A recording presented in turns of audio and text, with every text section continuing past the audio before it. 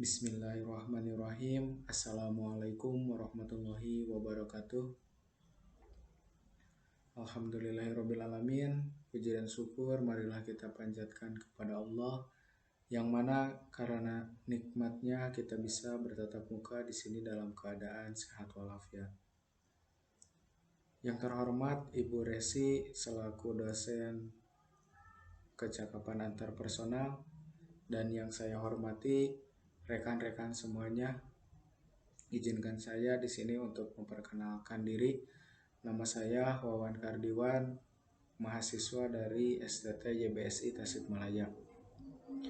Baiklah, pada kesempatan kali ini saya akan coba menjelaskan tentang etika presentasi. Jadi di sini saya akan menjelaskan sedikit tentang etika presentasi, bagaimana sih etika yang harus dikuasai atau yang harus dilakukan pada saat teman-teman semua melakukan presentasi seperti itu. Jadi di sini saya akan menjelaskan 6 poin untuk etika presentasi tersebut, yakni yang pertama yaitu persiapkan bahan presentasi. Jadi sebelum kalian mau presentasi, alangkah baiknya kalian siapkan dulu bahan presentasinya, entah itu video, entah itu presentasi dalam bentuk PowerPoint, kemudian materinya dipersiapkan, cara menjelaskannya seperti apa. Jadi intinya penguasaan materi dan bahan-bahan yang lainnya. Kemudian yang kedua itu datang tepat waktu.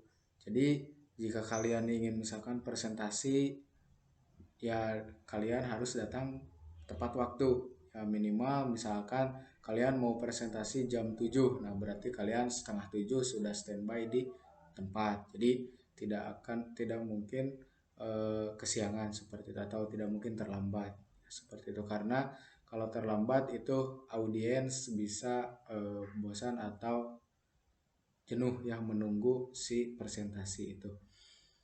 Untuk yang selanjutnya yaitu menggunakan busana yang rapi.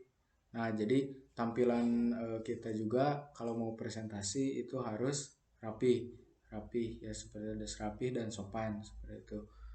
Untuk yang selanjutnya perhatikan gestur tubuh. Nah, untuk gestur tubuh kalian jangan kaku. Nah, misalkan jika menjelaskan menggunakan tangan atau wajah yang sesuai dengan materi seperti itu, tangan biasakan jangan kaku ya, jangan seperti ini misalkan.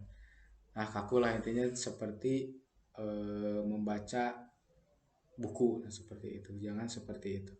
Kemudian berbicara dengan jelas serta atur nada bicara Anda.